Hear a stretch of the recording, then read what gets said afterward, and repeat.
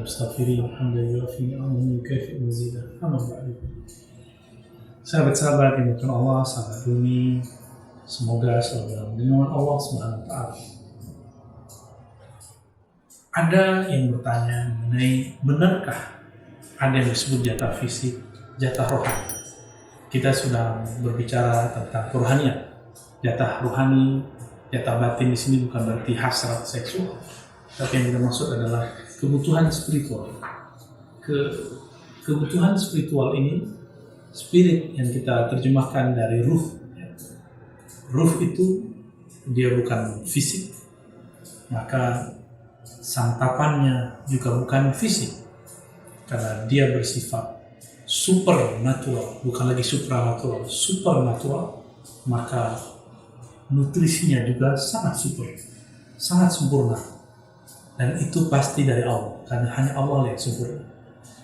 Apabila kita melebihkan tidur fisik, makan fisik, maka jatah rohani kita akan berkurang. Maka coba perhatikan orang yang membiasakan kurang tidurnya dalam setiap malam, lalu dia berzikir, dia berwirid, dia sholat, cukup setengah jam saja setiap malam, maka kualitas orang ini dalam 40 hari akan jauh melebihi orang-orang biasa. Apalagi jika itu sudah 4 tahun, sudah 40 tahun, ya, tentu akan lebih dahsyat lagi. Sama dengan orang yang ada yang berlatih fisik, silat kah, karate kah, taekwondo kah, tarung derajat kah, apapun itu, kungfu, dia berlatih setiap hari, atau dia fitness setiap hari, maka badannya akan tambah kekar. Jika dia petarung, tarungnya akan sangat canggih. Dia bisa melihat gerakan yang tidak terlihat oleh orang biasa. Dia merasakan insting yang sangat tajam.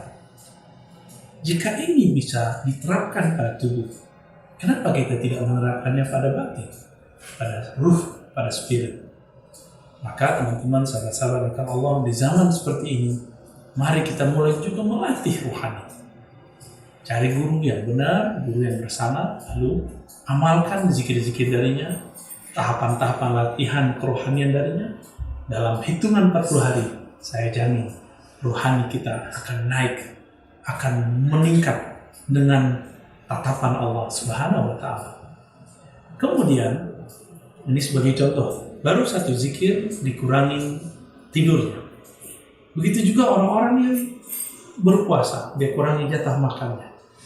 Nabi SAW mengatakan kalam yang berbeda dengan pandangan kita. Orang-orang sekarang mengira makanlah kamu sehat. Kalau Nabi tidak. Dalam hadis Tabarani, hadisnya ada 2 riwayat, satu sahih, satu hasan. Kita ambil yang hasan yang bagusnya. Sumu tasihhu. Berpuasalah kamu, niscaya kamu sehat.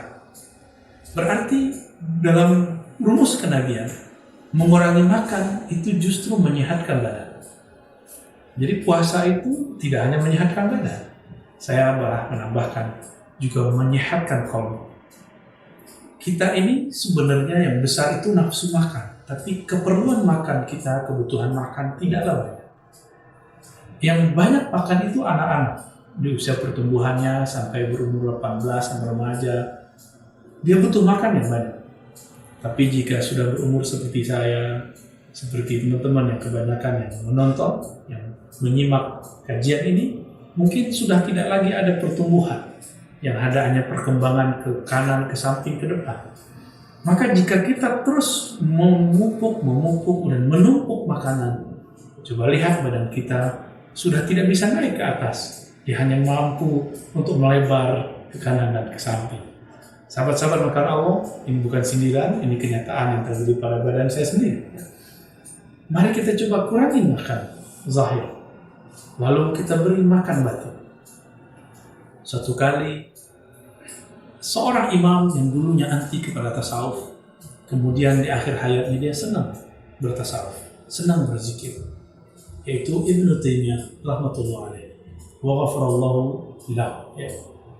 Beliau ba'da subuh langsung berzikir dan tidak berhenti sampai kemudian mendekati zuhur. Ketika ditanya apa jawaban beliau, zikirku adalah nutrisiku. Zikirku adalah ghazai wa quti, ya. Ghazaku, makananku.